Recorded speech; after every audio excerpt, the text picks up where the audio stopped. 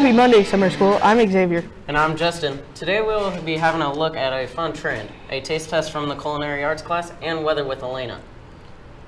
That's some tasty information. This. This. This. This. This. This. This. This. This. This. This. This. This. This. This is KNET. We have a couple of very important holidays, national holidays today. National Gingerbread Day and National Veggie Burger Day. How will you celebrate, Justin? Well, I'm going to gather up my family and we're going to cook some gingerbread in my kitchen. And we got a jump start on our food today with the taste test from the summer school culinary arts class. Reporter Elena has more information for us. Recently, the culinary arts class held the generic brand versus name brand taste test. A few classes were invited to participate in the experiment. What was the purpose for holding this test? They're doing a generic versus name brand taste test, so they picked which they wanted to compare, and it's kind of off the Good Mythical Morning. I don't know if you guys watch on YouTube, and so they had to conduct and prepare the food. So they're asking 3 questions, collecting data, and they make a poster based off the students' answers. How does this differ from what happens during the regular school year? It's the same curriculum, but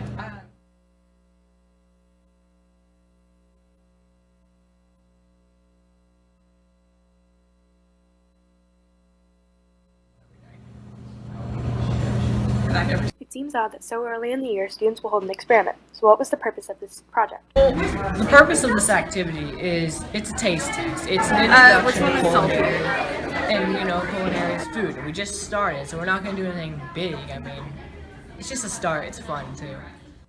This test was a great way for these students to learn and will hopefully help them to make delicious food in the future.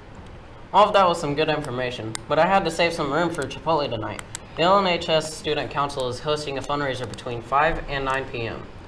50% of all proceeds will go to the supporting of our council when they host the very first Region 6 Vision Conference. If Chipotle really isn't your thing, and you'd still like to find a way to help out North, the Color Guard is hosting a similar event at Zaxby's between 5 and 8 p.m. We'll see about that. The only trend I'm interested in is weather. It keeps getting warmer and warmer. Elena, how will we expect our weather this week? Today will be the hottest day we've had yet, with a high of just over 90. After school, we'll be seeing upper 80s. No sign of rain, just clear skies. It might be time for some after-school athletics. Back to you guys.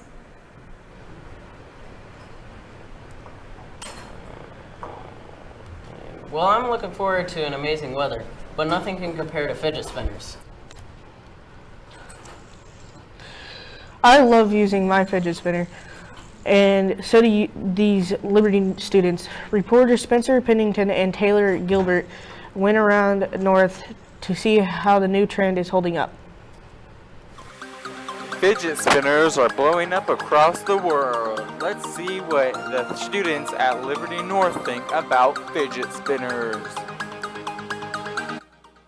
My favorite part about the fidget spinner is I can spin it in class.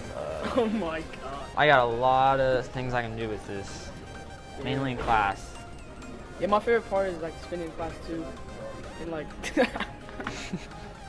My favorite part about the spinner is it helps me focus in class and it's really fun to pass time. Found out about the spinner through Instagram. I'm an OG spinner.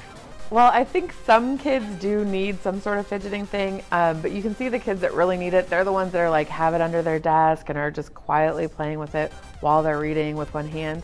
I would say the majority of kids who use them have no real need for them, and it's just a huge distraction. They're spinning them all over the place and they're throwing them like ninja stars, and it's way more of a distraction than something that actually helps them focus on learning.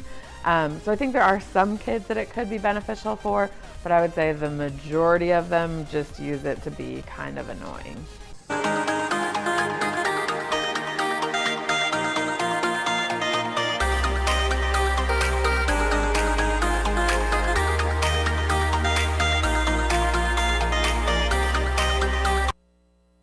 I'm so glad I own a fidget spinner.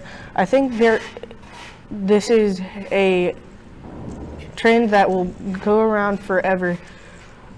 Don't you, Justin? Yeah, I do. I think it's becoming a new sport also. Speaking of sports, Sam, what can you tell us about sports this week?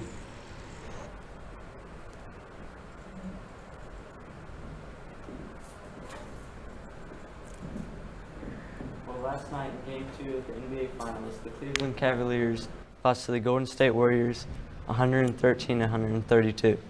And in baseball, the Royals ended their series with the Indians, with the Royals winning 2 out of 3 of the games. What are your thoughts on this, Xavier? I think the Royals have been doing better than they have recently. Well, tomorrow is the 73rd anniversary of D-Day. D-Day is an important operation that was changing the effect of World War II.